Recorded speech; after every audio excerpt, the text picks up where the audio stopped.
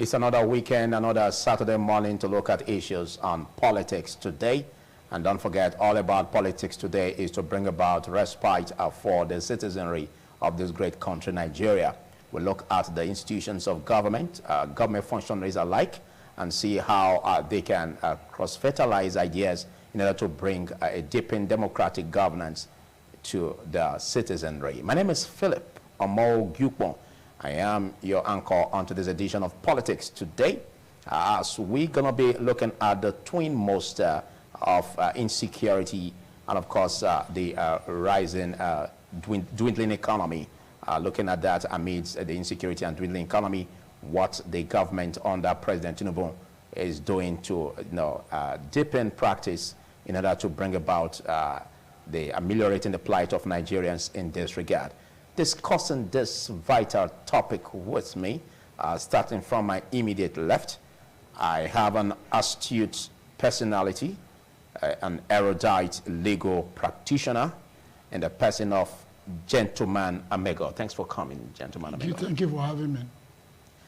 Gentleman Amego is also a chieftain of the All Progressives Congress. Exactly. And next to him, I also have a distinguished personality, and he is a lecturer at University of Benin, Professor Gospar Ekwobase. Thanks for coming, Gospar. Thank you for having me.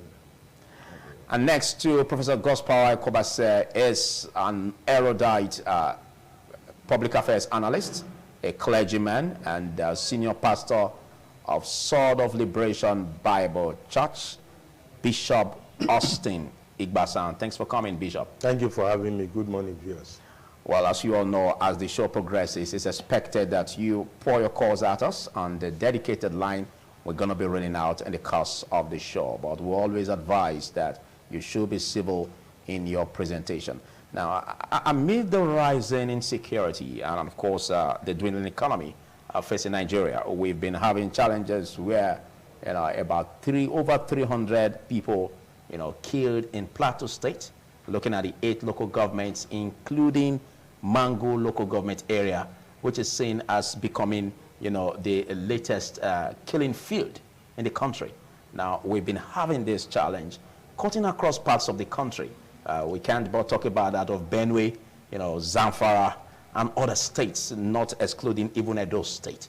Now, we also got some experience or witness another show, even in the course of the train, that was instituted by the railway train instituted by the previous administration of President Muhammadu Buhari. Now, the present president, in the person of Ahmed Tinubu Bola, said that he's going to break the cycles of violence, looking at what we're having just now. Do you see capacity in the leadership of President Tinubu to do this? Well, Philip, just a funny question. You're asking me to say whether I see leadership in my own candidates that I voted for. That's a little funny. However, you see, when there was change of government, this is my personal opinion, Ahmed Tinubu came in a hurry to do so many things within a short time to please Nigerians. I would have thought that he would stay on the table, do 40 days or 60 days, and study the situation and know how to tackle the problems of this country. The problems of this country are so enormous that you can't go in today, the next day you start providing solutions. They don't work like that. Oshiomhole made success of his governance in Edo State in his first tenure. When he came, he said, please give me 3 months to study books, to study the situation before I start providing solutions. And that's why the man succeeded. Well, Tinubu has done so many things within a short time. Are they going to be lasting? That is the question we're going to, because he hasn't studied it. The insecurity is a very serious problem in this country. It's not something you're going to say, okay, tomorrow autumn is gone, the other man there, you must bring it under control. What have you put in place to put the security in control? It's a very serious matter today. The security, the fuel subsidy, and some other minor ones. Until you deal with all these things, you cannot be talking of a buoyant economy. Because it's a free country that talks of a buoyant economy. So right now we have a problem with security. What are we going to do? Oh, about 300 have been killed in Plateau State. Plateau State. I feel very sorry for those families, very, very sorry. In fact, when I got the news, I was in tears. But what have we done now since it happened? Nothing. We have not done anything. Whereas if we had put strategies in place to fight this, you just bam, you blow the horn, and then people run there to put things in order.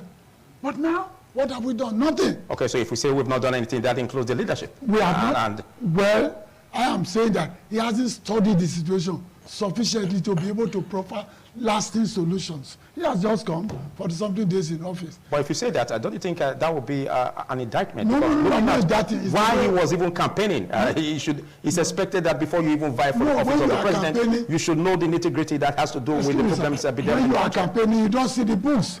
The government office is a secret place. When you get to the table, you have to sit down, call the permanent secretary in charge of that division. Let him brief you. Call the director general of that place. Let them brief you and ask them, what do you think we'll do to solve this problem? It's not you just because you are the boss, you just come and start providing solutions. They don't go down well with the people. The people must be part of the solution of the problem. As it is now, what are we going to do? What have we done? Are you saying for now this is helpless situation? I am saying, well, today, yeah, it has been helpless for 8 years. Buhari did nothing. Buhari was a waste, so to speak. He was just there for 8 years, had nothing to say over all this security in the country. He had nothing to say. He was the leader of your party. And yes, it's my party. I'm not representing my party. I'm representing myself here on this seat. But you and I know that it's 8 years of lack of production, lack of productivity. He was just there. When he has had his time, he has gone now. The difference is already seen. He now works alone. So that whatever you have on earth is ephemeral. Okay, so which makes the question I asked not funny, because I asked if the president has a capacity to look at this. Now, you are just saying that for now we can't talk about that because he's just coming on board, and so there is need for him to develop capacity. That's clear. All right. There is a need for him to study the situation and then profile solution. He is too much in a hurry. I think he's doing that because it has been a hopeless situation, and he wants to solve the hopelessness of the situation. I'm in sympathy with him. In spite of that, he should tell Nigerians, please give me some time. Okay. Not people coming to stampede you, do this. No, you have to reason. If you like go under the tree, sit down quietly and reason. Think of how to profile solution to the problems. Okay, thank you. Nigerians are really aspiring, are waiting for a change. Now, we had that so much talk about this, in the change mantra that came with the former president, Muhammadu Buhari. And all of this also went to naught, just like the chieftain of the APC also said. And all of these Nigerians still were not satisfied. The rising insecurity still popping up. Now, he just made mention of the fact that, the president needs to study the books as regards how insecurity has been on and looking at ways to, challenge it. Now, Nigerians again are also saying that leadership in the country has not been proactive. A situation where one is aspiring to become a president. It's expected that you know the nitty-gritty. You have a background of what the problems we are faced with as Nigerians, and you already have objectives, to proffer solutions to all of this. Now, don't you think this is an embarrassment to the leadership, looking at the present leadership of President Tinubu, not to have studied this even before, coming to the seat of power? With respect, I have to correct what my senior brother said. Tinubu is the most prepared president to rule this country. Tinubu is has been aware of the problem facing this country. He is not in a hurry. That's what I want to correct. He's not in a hurry. You see, I also want to correct that the Buhari administration was not a disaster. You see, we have to look at things from the right perspective. The right perspective is this. If you look at the country in the past 8 years, if you look at it from the perspective of your stomach, you will say that is a disaster. But if you look at it based on metrics, based on things on ground, you will know that the Buhari administration came to lay a foundation which the Tinubu administration will build on, and it's already building on. It's not in a hurry. The strides he has made so far, a wise man thoughtful man will know that this administration is ready and will succeed. What strikes? Okay. Like one, if you look at the way he has fixed the service chiefs, the way he said the service chiefs, you will know that he's ready. But that's not strength to us, because we also had that even in time of the predecessor. Let me give you an instance. You see, there are certain things about security that I will not discuss here, but I want to let you know that the issue of JOS is not in tandem with the banditry issue that we have been talking about. You see, pressmen, we carry information, we carry news, we tend to carry the bad side of the news. If you look at what is happening now in the north, as far as banditry is concerned, you will agree with me and you will see that they have been decimated. The issue of JOS is, yes, the issue of JOS is a communal issue. It's a communal issue. And communal issues, it's not, we have to talk about our traditional rulers. Like in the US, somebody will just take a gun and come to a community or an area where there's population and start shooting. And you come and blame security for that. Look, we should be careful how we blame government. We should be careful how we blame the people. We should be careful how we blame traditional rulers. Okay, Professor Gospower, Yes. you understand that, you know, it's always an amazing trend, Yes. you know, for us to speak truth to power. Yes. And, fairness and transparency in governance is quite important. Yes. Now, to hear a chieftain of the All Progressive Congress, talking about the challenges, facing Nigeria, and the rising insecurity, in spite of the fact that the rising insecurity is still, is still becoming a very ugly trend that seems not to be stopping, even under the president. I don't think does that not also tell you that there is some fairness and truth in what the chieftain said? No, I don't agree. There's no fairness and truth in what he said. What he said is based on his probably environmental information.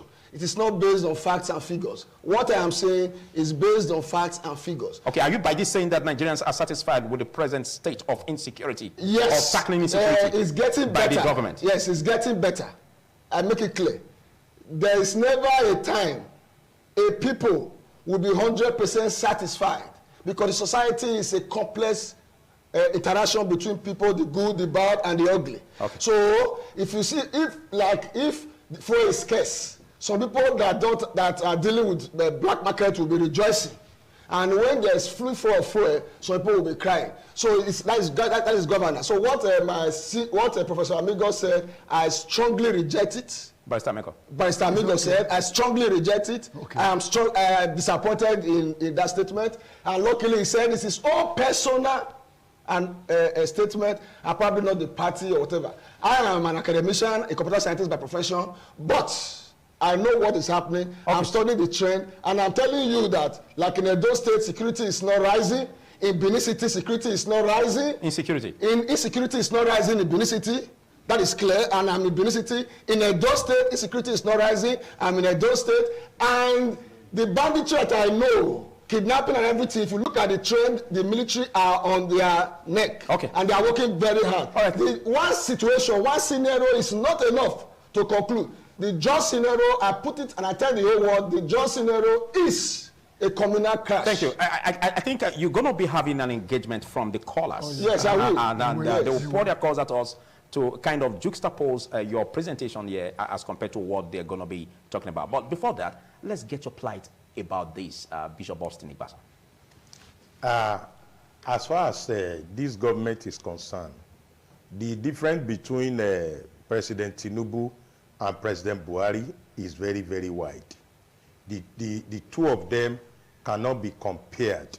Like I said, if you remember vividly, the driver that drove former President Buhari came to him in the evening and asked him to sign. He signed for 30 billion. That driver eventually died. Those who are in power knew what surrounded the death of the guy. But what I'm saying is that it's not, you cannot go to Tinubu now and go and present something and say sign 30 billion. And why was that driver? Why did they treat him that? Because some people felt that he has gone to meet the man alone, that they were not carried along. So the difference between both of them is very, very wide. Number one, President Tinubu is prepared for governance. And he's not a novice. He's not a tribalistic person. When you put President Buhari, you look at security service chief, almost all of them are Fulani. and only 2 are other tribe. And that one alone is a failure of security on arrival, because every part of Nigeria have professional, have security expert in every community that we can pick somebody to represent their interests. Do you know that when you pick somebody from my tribe, the people, he can also talk to his people if there are problems.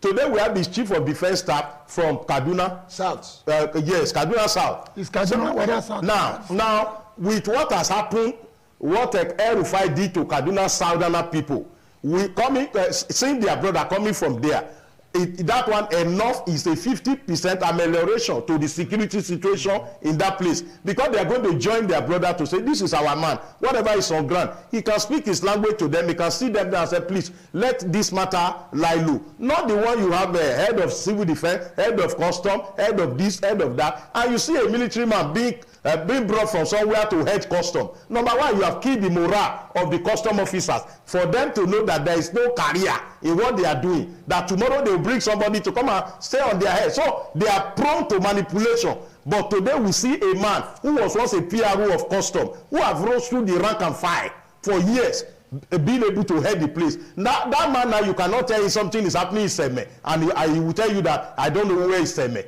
You see a minister appointed by Buhari, and at the end of the day, Minister of Education, a day to the end of the government, he said, I never knew anything about education. It was Buhari that forced me there. How do you now? You now saw the problem the man had with a junior professor, a professor that was a junior minister who was under him. Because that man is an educationist. He's telling the Oga, look at the way to go. The man said, no, I want to go my own way. But the man is telling us a day to the end of the government. You now saw the damage the man has done to our education system, because he said, I was forced there. Minister of FCT, his father and Buhari were colleagues, and he said, come and serve with you. The man said, I'm too old. Buhari said, bring your son. It's not about capacity, it's not about competence, it's not about the man know what to do. It's just because that man is my secondary school friend. This one, we went to the same village together, we hunted together. So the man himself, his own fanaticism about religion affected our security. Because you cannot tell me now, and the German Matthew Seyefa is the next man to become the DG of SSS. Why former Yemi Osinbajo was acting president, he fired the man who stopped the National Assembly from holding, and he took the highest man, the most senior officer, Matthew Seyefa, and the German. When President Buhari came from medical leave, he went to bring Bichi, who has been retired. He brought him back on board, and Matthew Seyefa, a career German, was fired out. I give you the example of Inspector General of Police, Moses Jitogo, is an German, is the man that's supposed to be IG. Even when the National Assembly passed it that anybody that will be an IG must have 4 years to serve, President Buhari went against it and took a man who is already 60 years old and extended him. If not for President Tinubu that came now and asked the man to go home and said, now we can see the difference between the leadership of Buhari and that of Tinubu is very wide. Yes, Number one, Tinubu has been in the... Yes. We are not really, talking about a comparison. Exactly. But we are looking at what is... If you are not talking about comparison, how are you going to be able to... No. What is it bringing to the table? No. Because just now, we still have the rising insecurity challenge. Yeah, when we are talking of... And earlier, Professor, Gospower said that the aspect of terrorism, in the Northeast or in the North has been decimated. Yeah. Do you agree? I would not agree completely, because I'm into security and I know that they have not been decimated. But I think the effort of this new government, because we see that ISWAP and Boko Haram are gradually going to drone. But the set of security chiefs that have come now, the area they are tackling now is to deal with them, because, when these guys start using drone, it will go beyond you coming to come and look for them. And that is where the new security service chief has swung into action to be able to deal with the issue. Now, I want to say to you that the new crop of security service chief, there is a balanced selection or I won't call it election. Are you talking about the geopolitical zone? Yes, there are balance. And secondly, let me tell you. Should it be about that or about competence? It should. Now, and hear me. If we are to look at competence, don't you think it's too early to make a statement that is just like what let me say to you, gentleman, those guys, don't think it's too early to make the new set of people on board, they are competent. And let me say this to you. If you remember, during the time of Buhari, the chief of army staff and chief of air staff, they are both Muslim. They don't greet themselves. They don't pray in the same mosque. So you can now see that when you want to share intelligence, that one also hamper the security of the country, because the two of them, they don't greet themselves. They don't pray in the same mosque. Okay. So when we are saying the new security service chief on board now, they are working, and if we say they have gone to decimate, we are right to some extent, because the issue of drone is the area the guys are going onto, not coming to come and be killing people like that. Okay, the issue of jobs. I'll come back to you. The issue of jobs. The governor is from there. It's a communal matter. Okay. I'll come back to you. Now, back to you, gentleman amigo. Now, we look at this trend of what is happening. And he said the service chiefs are competent, and we just hope they are. But a situation where the Chief of Army Staff, Tarid Lagbaja, Major General Tarid Lagbaja, said that the governors should give them a free hand to tackle insurgency. How do you react to that in terms of competence? I am not saying in the list that Tinubu is not doing well. That's how I started. Okay. Tinubu has a great capacity. He has governed before. I am saying that Nigerians are now inundating with so many problems. It's too early. They should give you time to settle down and look at the problems of the country and how to provide solutions. I didn't say that. Does a man settle down when the rooftop is on fire? Excuse me, sir. Yeah. Does a man settle down when his house is on fire? When you are at present, the country is on fire. As per insecurity. Why you are on your so why did you come unprepared? Coming to settle down in office instead of preparing ahead? Don't say unprepared. Don't say. Because if you say that he should, Nigeria should give him time to settle down, you give an impression that he didn't come prepared. You are not a politician. I am a politician. When you are campaigning, we would say, for example, we are going to air condition all the streets in Benin or anywhere in the country. We will tell the people, and the people will be carried away. Those are political victories. Yes, that's right. But by the time you get there, you know that it's not as easy as that. That's what I'm saying. Tinubu has he passed through kind of situation before, and he came out of it without any blemish.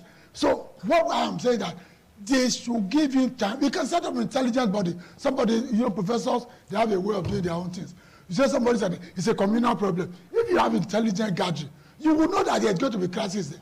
And that's why you said, that's why you call it intelligence department officer. So you don't just say because the communal party, you ought to have known. If people are coming out, they would, what is the meaning of SSS?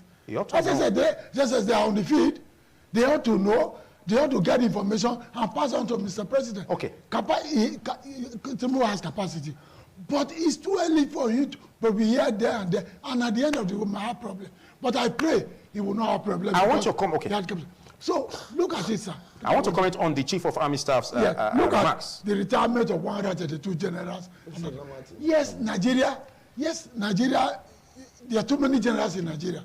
But again, the decision was so quick. Was so quick. And was suddenly, 132 generals are to going back into the field. You know what those people can do in this country? The general yesterday, today an empty man in this village. So you mean that's a loss to the fighting group of gradually, we could have done it gradually. Okay. Gradually. We are coming to many other things that we are talking about. We are talking of fuel subsidy. We are talking of 500 million palliative. Yeah, we'll get there. What is palliative? We'll get there. But let's get your remarks on the Chief of Army Staff, because he said that the governors should give them. Now, this is a Chief of Army Staff an indictment of who is not at the level of the state, but at the level of the federal government. But if a Chief of Army Staff is saying that the governors should give him or give the army a free hand, does it mean? What does it imply? It means that the governors and president have been interfering. That is the implication of that statement.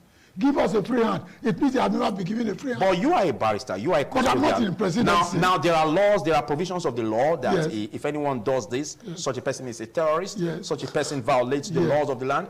Do you need, as a law enforcement agent, Do you need another person to permit you before you arrest or you apprehend? Exactly. You don't need permission to bring such a person to book. But today, you will need, because the governor or the president is coming to tell you, oh, you don't know that person is my in-law. Please let him go. That is the corruption we are talking about in this country. Not only exchange of money from hand to down. That's not corruption is in everywhere. You have heard so many cases that noise have been made about. Where are the cases today? Have you heard anything again? Because so let them go. But the keeper has accused soldiers. What has happened of breaking our pipes in the forest? Have you heard anything about it? So many things like that go in this country because corruption is inbuilt in this country. It's endemic. We don't know how to go about it. I've said in a program like this before, I said, for us to get proper country in this country, all of us who are over 10 years should be killed so that we start all over again. Because the corruption is so endemic. Oh, I want my cousin there. Oh, my cousin did. Don't do anything with him. Those are not the way to secure the country. It should be across the table. Okay. Thank you. Let's get your reactions over this, and of course the remarks of the Chief of Army Staff. If you look at the track records, what do you consider to promote somebody to a higher position? You look at track records. When you look at the track records of these service chiefs, if you study their track record, I served the Commander Staff College Jaji during my youth corps days, and I state categorically when they were announced, and I did my own investigation as an information expert. I applauded President Tinubu. So they were quick, timely, and accurate. The decisions were wonderful. The way he picked Director of Intelligence, the way he picked Chief of Army Staff, the way he picked, look at their track record, look at what they have done, look at their efforts in fighting banditry in the past, look at their efforts in their colleges, look at their performances. Okay. So the Chief of Army Staff, the service chiefs, top notch, and they will deliver. You see, nobody should say he's in a hurry and study the books. He has studied the books before he entered position, and that is why he is taking the decision. He said it's impossible. You can't do it from outside. To me, you can't do it from outside. To me, it's not. No. To me, it is not impossible because Tinubu was one person that had his roots in almost every unit of political arm in this country. All right. So he was in presidency. You still have the floor. Yes. You still have the floor. So that is to make that clear. For the Chief of Army Staff and Service Chiefs, that's the question. Okay. I have studied them, and as one who was once, I spent 1 year plus in Commander Staff College Jaji, I am competent enough to say, yes, looking at all these people, they are wonderful. All right. Let's look at the inaugural speech. You still have the floor. Yes. The inaugural speech of the president. Yes. Now, someone who is prepared. He came prepared to, drop the petrol subsidy. Yes. Immediately, even in the inaugural speech, that conventionally becomes inaugural speech and not policy statements. Yes. But he turned the inaugural speech into a policy statement by saying that petrol subsidy is gone. Yeah. We Nigerians expected that in that same capacity, he would also make a statement as per pronouncing the sponsors of these terrorists. Exactly. Naming the sponsors and ensuring the prosecution of that. But we didn't say that.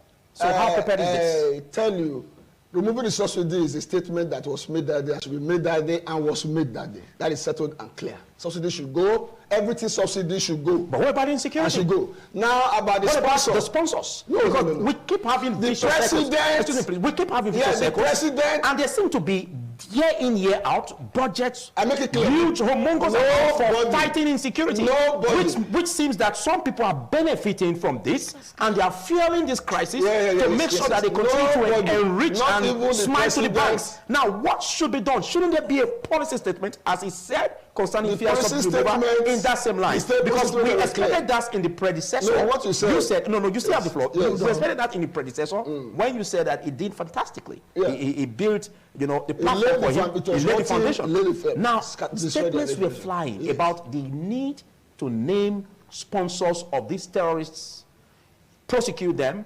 He failed in doing that. No. So looking at the present president, don't you think that should have been a policy that you should have made, even in the inaugural speech, as he did to petrol subsidy? Now, the petrol subsidy, you don't have a problem with it. Now, when you talk about... Of course we have. No. We don't have problem with That's it. you. Petrol subsidies.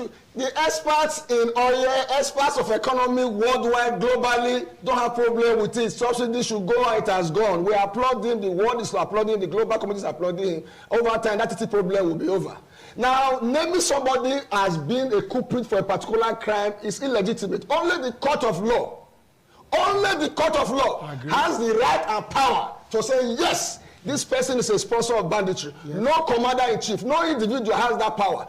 A suspect is not a criminal. No, they can be named as those they names. Cannot be named. The naming of that can be allegations. An intelligent president like Muhammad Buhari cannot be stoop so low to be foolish to name a suspect as a criminal. He is therefore now taking over the power of the judiciary. There are three arms of government: the executive, the judiciary, and the legislation. Tinubu knows this separation of power, and he cannot interfere into the judiciary arm by calling an individual, no matter how glaring is the evidence, a criminal, to name him. He cannot name, he will not name. Okay. But the security people will do their job, they will be prosecuted, and so many things about security cannot be exposed. Make a policy statement, just like petrol subsidy is, because security, as I'm telling you, so many things are classified. All right, thank you. Why we expect your early calls to pour at us on the number 0807 777 0300. It will be reading out on the screen for those the viewers. Get the number and start pouring your calls at us. And of course, for our listeners on independent radio, it remains 0807 777 0300. While we get your calls and how you can interact and, of course, engage in the conversation, let's get your reaction over what has been said. Now, Bishop Austin. I see the president as somebody that is prepared. And that is why from time to time I say it. If you look at the last president, it took him almost 9 months to have a minister. Now, that tells you a man who have tried for 12 years and didn't get it, did not have his own blueprint of these are the set of people that will work with me. Because if you have it, in my place, they say, if you use 6 months to prepare for madness, when will you enter market? So what the decision that the president has taken might be very painful, but the subsidy removal is long overdue. And I think that I salute him for taking that courage of doing it that same day before other advice will filter in after May 29. Say, oh, don't do it, Nigeria will go in on flame. The man took the decision at the right time. And secondly, the security service chief, I salute their intelligence. Okay. And I know that. All right. All right, let me quickly pause you. You continue from that. Good morning, caller. Good morning, sir. This is Success calling from Benin. Okay, Success from Benin. Go ahead with your contribution in this regard.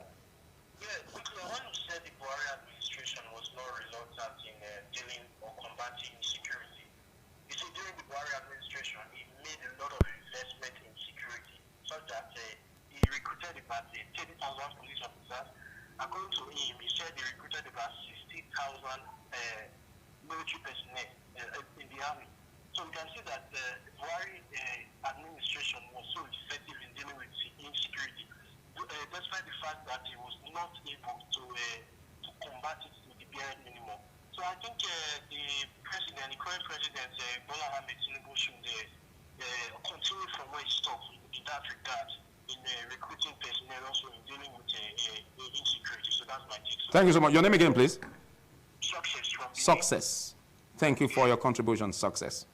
Well, we're getting this. You still have the floor, Bishop Austin Igbasa. Like I said, during the time of Buhari, we have a Super Tucano jet that it took us shouting to the roof before they almost put the Super Tucano jet in museum until we started shouting to the roof that Super Tucano jet, Mali has only 2 and they perform wonders with it. Before our own is kept as a museum for people to be watching. So all of us were here when Arotile was killed. Arotile, those who kill Arotile today were not known up to today. Okay, sorry, we have to cut in quickly. Good morning, caller. Yes, good morning, sir. Osara is my name. Osara, go ahead with your contribution. You are calling from Benin? Yeah, I'm calling from Benin, sir. When it comes to issue like this, I don't know, in our own system, different from what you can see outside the whole world. Somebody will come to the public to come and be polishing line, telling Nigerians like that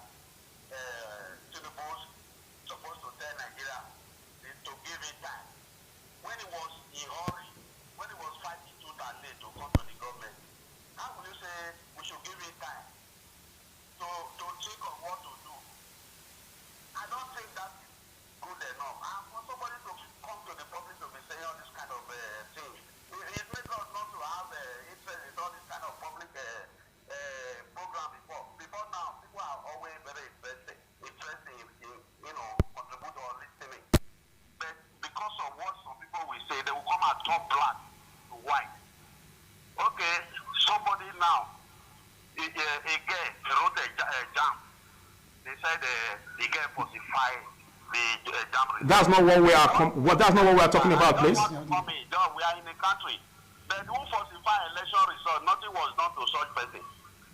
So the situation is complex. Okay. Thank you, Sarah. You've made your point clear. Yes, sir. Thank you. You made your point clear. So, okay, Bishop. Like I'm saying, we will not say eventually that Buhari did not do anything. If we are sitting down here to say he didn't do anything at all, it will be that we are lying, because we saw some things. Some of us who drove on roads, we saw some infrastructure and all the rest of them. But what people like us, because some of those things, some of those decisions that were taken, and like the laxity in his government, IG was Idris. They asked the president said, I didn't know that he has not reported after 4 months. Now that, how can an inspector general police not be communicating to president on daily basis? So how do you, the same Idris, when Oshibanjo was acting president, he said by 12 noon, every police must be crested. No police must wear polo anywhere. And within 3 hours, that instruction was carried out, just because Oshibanjo gave the instruction. So you can see, we saw the problem between National Communication Commission, Abike Dabiri, the log. You see the kind of disconnection between that government, as if there is no leadership. I give you an example of Kokori. Kokori was made chairman of NSITF. For 2 years, he was going with the letter of appointment everywhere. Chris Ngige refused to swear him in. Even when he met the president said, my hands are tied. How can a commander-in-chief who has issued for somebody to become chairman, his hand is tied? Now, we cannot compare such with Tinubu on board. And some of the decisions Tinubu has taken within this time, I know he's a prepared man. All right. And it is... Look, I want to say something. All right, thank you. What I want to say, let us get where we are going. We know where we are coming from, and we know where we are going. I am not saying that Tinubu is not doing well. Of course, he will definitely will do well. Okay. Look at, for example, subsidy removal that we are talking about. That's where we're going. Now, he should sit down and say, okay, NNPC, come. Who do you give letters of credit to? Is it Macron in France? Is it Obama in America? Who do you issue letters of credit? And how do you pay? How many liters of petrol do you import? Those things have been done. They will not be announced on air. Are you in the presidency to know that they were not done? Are you there too? I am there. I have an info there. I'm telling you it has been done. So Yes. administration, you cannot just say, come and tell me. You have the floor. You have the floor. I am saying that these are the things the president should have studied to just, rather than just say subsidy is removed. Okay. Subsidy, how much? Look at Reno, for example, now. Reno Station. Reno Station has now told us in this country that go to my station, it's 400 per liter. Yeah. Where does he get his fuel from? These are the studying the books that I'm talking about. Before rushing and making statements. Yes. You see, he has about 200 filling stations in this country. Go and sit, examine me. Every time you have long queue, because it's 400. So which means you are not at home the way he rushed and took that decision Yes. concerning the petrol subsidy. I agree with that. Okay, you still have the floor, but let's quickly take this caller. I'll come back to you. Hello, good morning, caller. Hello, good morning, sir. Your name and location and join the conversation. My name is Pastor Precious Helen, calling from Benin. Hello? Go ahead. Yeah, I really want to contribute on the subject matter as concerning the current administration of President Bola Tinubu. You have overheard the speakers saying Tinubu is unprepared. Nobody is saying that it's not prepared. But one thing I want us to understand is this. A warrior do not prepare in the battlefield. He prepares before the battle. Exactly. So if he's telling Nigerians that he's looking for time or they should give him time to prepare, then he's acting as a field leader. Because I understand the fact that even before he assumed power as the president of the nation, he has been monitoring the situation of the country, the economy, and everything that is happening today. Even in the time of President Goodluck Jonathan, even in the time of Buhari, I know vividly that Tinubu has been preparing himself for this very task. So he's coming right now to beg Nigerians for time to prepare or to see what he can do. Then he's acting as a man who has already failed. You get it? So he has no excuse for whatsoever to give to Nigerians right now. You get it? that was just what I needed to contribute. Thank you for your contribution. Okay. No, you still have the floor. Yes, I was saying, sir, if you say subsidy has been removed, now liter is now 520, 530, 550, as the case may be. And an individual is coming out to say, he's not getting straight from Dangote. He's saying, no, all my station will sell at 400. Where is he importing? They can choose to sell at a loss. Why will he sell at a loss? Of course, they do it. That's part of business strategy. For over 200 stations all over the country. Now, this is what I mean by studying the books. Okay. Call the NNPC people. You say you order fuel. From where do you order this fuel? Open your letter of credit. To whom? In favor of whom? How much do you pay? How many liters do you bring? Who are those who receive these liters of oil from abroad? Okay. Just you know how many they are. Okay. Where are they kept? Where is the dump? And how do you dispense? These are what he should have done. That's just say, okay, if you say your own is removed, it's 530. Renault's own is now 400. A difference of 130, 150 per liter. What do you think that means? Okay, in as much you've said that, also some Nigerians are also quizzing into this aspect of the,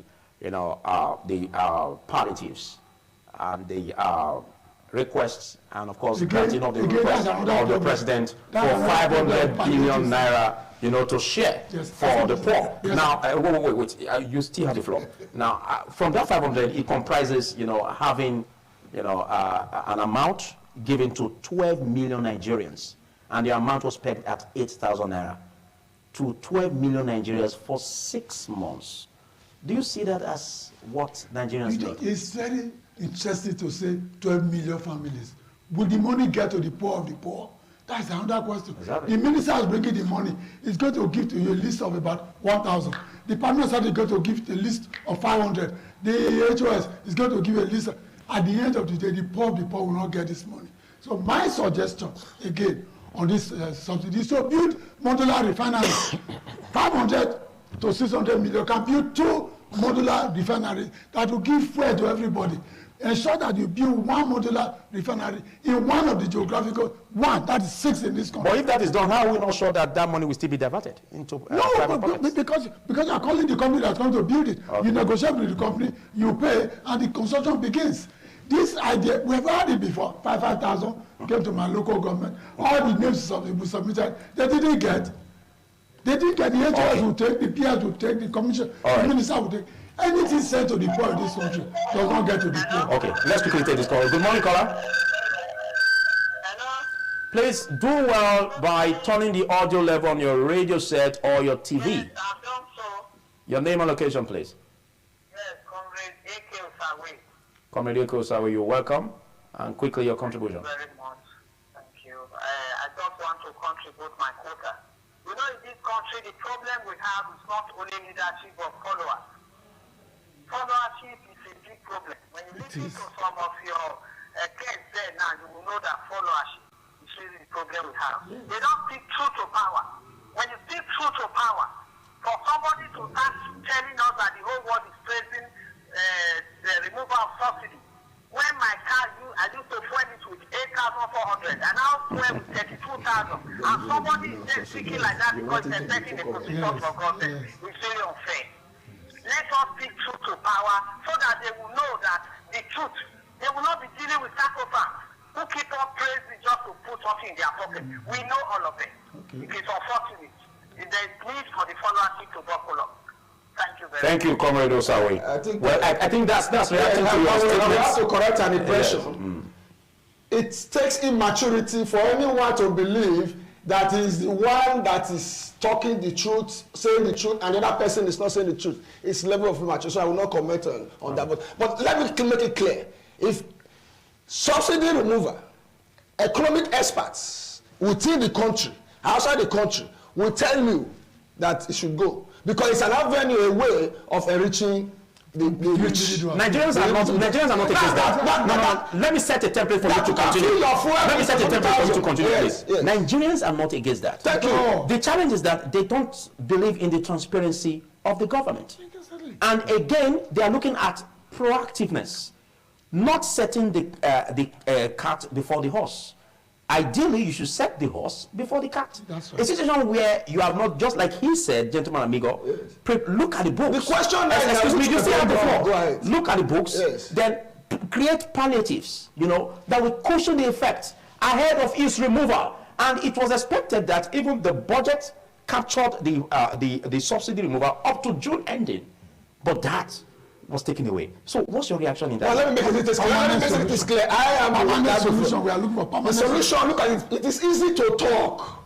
The best way to judge a government is to put yourself in the shoe and be smart and intelligent, have information. Now look at what I say. You cannot bring in the what do you call it, the intervention palliatives before removing the subsidy. When will you get the money to make up or pay for the palliative? So look, you have to reduce emoluments. You have to remove a serious leadership can reduce emoluments. You have to look at it. We've always canvassed for always we say reducing the attractiveness of. Yeah, it doesn't matter. But we should not be using countries that have failed as example. If you go there, it's quite not so. That's what they were saying that Ghana, get to Ghana, it's not Ghana, it's not as good as Nigeria or even Edo State. So what we're trying to say is clear. Something is gone. The TUC, the labor movement, they are having meeting and they are making arrangement of how they will get this palliative done. You ask, when will it take effect? That's what we should be talking about. Then, for the poor of the poor, whether that subsidy was removed or not, if you go to Europe today, poor of the poor collect some money, stipends every month. We are talking about it. Now Nigeria want to start it now. That let the poor of the poor be collecting money. We are saying no. Okay, Professor Gospower, yes. like what you said, yes. We should allow that to take effect. Yes. But why allowing it to take effect, like what Comrade Osawe said? Yes. A lot of money is being taken away from the impoverished masses. Which? Are you saying that that is justifiable according to the fairness in government? The poor of the poor. Now, why is it that it's always expected that when leadership comes on board, they rather take from the masses? Let me give you instead of reducing their emoluments, taking from the attractiveness in governance, reducing it in order to furnish governance. Don't you think that should have been the right way to go? Both the masses and those in government are buying fuel at the same pump price. The poor of the poor we're talking about. Are they at the same level? They don't even use cars. Are they at the same level? The poor of the poor don't even use vehicles. The poor of the poor don't even use fuel. The poor of the poor So they don't you get it clear. They don't move from the people we are giving 8,000 naira, they will give 8,000 naira to. Don't even use fuel. The only is that the fuel effect. Okay, what about the fuel effect? Yes, the inflation is costing. The fuel effect has some inflationary effect on those on everybody. Now you now say, okay, arrangement will be made for the very poor of the poor. Barrister Amigo is not among the poor of the poor that need 8,000. Professor Ekoba says not among the poor of the poor that need 8,000. I tap Robert to go to school, and when I know the meaning of the poor, I know what is poor of the poor. But they get 8,000 now. It will do something to them in a month. But don't forget what he said. Yes. How do we make sure that it gets to the poor? Government we voted for. We should allow them to implement it first before complaining. Okay. We cannot be complaining. Why we take this to a close? I think it's a healthy banter. Let's take your reaction in all of this, most especially as it comes to the 500 billion naira and the modalities. Do you agree for the modalities? For that loan, sir, let me make it clear. Yes. The World Bank insists, if you check the write-up for that loan, they don't give that particular loan in question is to be given on one ground, and only one ground, that it should be spent on the poor. Okay, thank you, Professor Gospower. Thank you, Professor Gospower. That is a condition. Nigeria cannot get that loan. You have articulated your point enough. Thank you. We are almost running off. Now, get your reaction what I think is that the data for the government to be able to determine the real poor. Exactly. That is where the problem is. Exactly. I would have even suggested even the carryover, the one from Buhari's government that they are going to be giving now. I would have expected the government to be able to look at the artisan, look at the market women, go deep down to them, and have a structure with the bank wherein they will be able to assess a loan that will be repayable without interest, so that that money will eventually reach the hand of the masses, because the problem is not even the President Tinubu, but it is the implementation of who are the poor. Okay, sorry, I have to cut in again. For this last caller, you continue from that. Good morning, caller. Hello, caller. Good morning, caller. Please talk to us. What's your name and location? Go ahead. Hello? Go ahead, please. So, like what we have the other time that children are being fed in the dream during COVID-19, and even the woman. I know that this new government, I believe that Tinubu is going to do some things very different from Buhari, because, for example, if he wants to play a true party man, he won't arrest Emefiele, he won't arrest Bawa. Those people are being debriefed now. I think there's going to be a lot of recovery as far as it is concerned. I believe the man is going to work for the masses. Okay. But the data to be able to identify who are the poor, okay, that is the issue. Okay, hello, good morning, caller. I'll come back to you. Good morning, caller. Good morning, sir. Okay, our last caller on the show. Quickly, tell us your name and location and join the conversation. My name is Martin. I'm calling from Benin. Your name again? I just want to... Martin from Benin. Go ahead, please. I've been listening to you guys' conversation. I just want to say I'm really disappointed with some of the analysis that I'm hearing today. I'm really disappointed. Because you can afford to take care of your family and think maybe they put fuel for 500 and it's okay for you. That is the same thing. It's okay for the entire Nigeria. That is the wrong statement. We are not happy. Even when we're buying the fuel to 50, you can see the economic branch drop. It's affecting the people. Even when we're complaining, we have a new president that just came. The first statement, they are telling us that that first day, they just take the fuel from 2 weeks to 500. And you are saying people are happy. For you to go from here to ring goes to 500 naira, you will see it. How can people survive? And you are saying we are happy, we should be clapping for the government.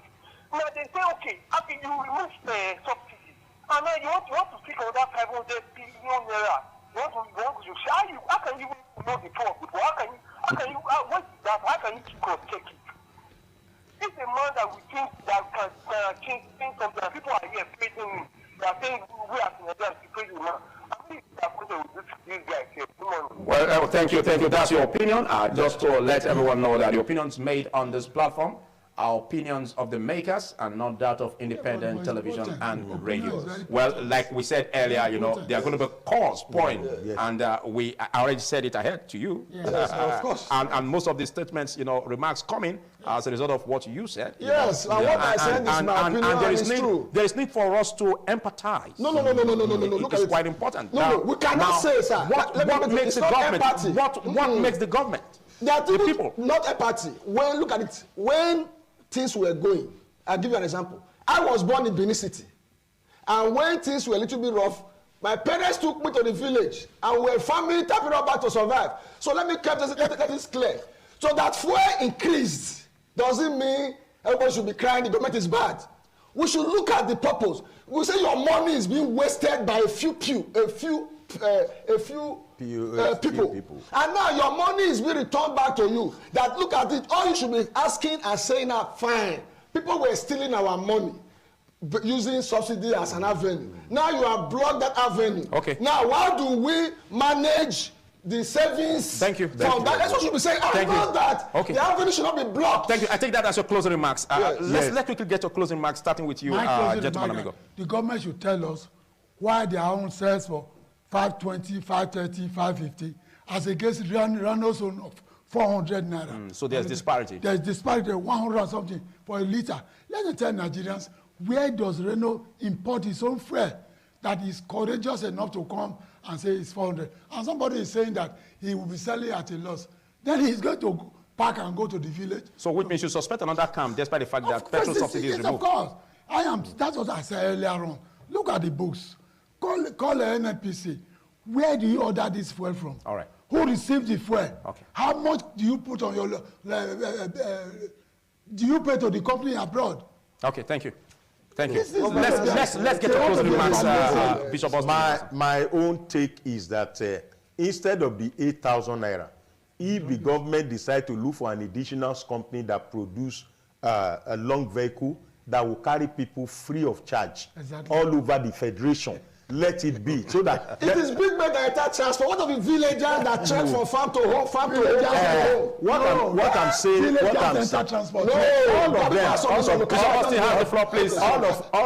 all the people we're talking about now. If we go to Ekpo, Mauchi, and those areas, you drop one buses there, and the government fuel it and take people to that day. Between here and here, everybody is going free. Now that is what we have been able to save. It shouldn't be that the subsidy savings should also go back, as we fought for Abacha loot, and it was relooted again by people who said Abacha did not loot money. The president, former president, said Abacha did not loot money. Right. But we fought for the money to come back. It was his own government that also took it through the back door. Okay. So the issue is that you cannot increase the fuel with somebody's salary of 20,000. At the end of the day, you want the person not to be corrupt. Definitely the civil servant who needed to fuel his vehicle will look for another way out to make more money. All right, thank so you very to much. cut that one, the government must do something that will affect all of us. Thank you, Bishop Austin Ibasan. Thank you. And I want to assure Nigerians that the government is doing something, and very soon they will be glad that subsidy was removed, and they will be so proud of the commander-in-chief. Thank you, Professor Gospower Ekobase. Big thanks, gentlemen, Amego, for taking our time to be part of this. Well, this is where we call it a wrap. We have your reactions again as listeners on Independent Radio and, of course, viewers on Independent Television. Same time next week as we come with a fresh topic on politics today. I am Philip Omo Gyupo. Goodbye.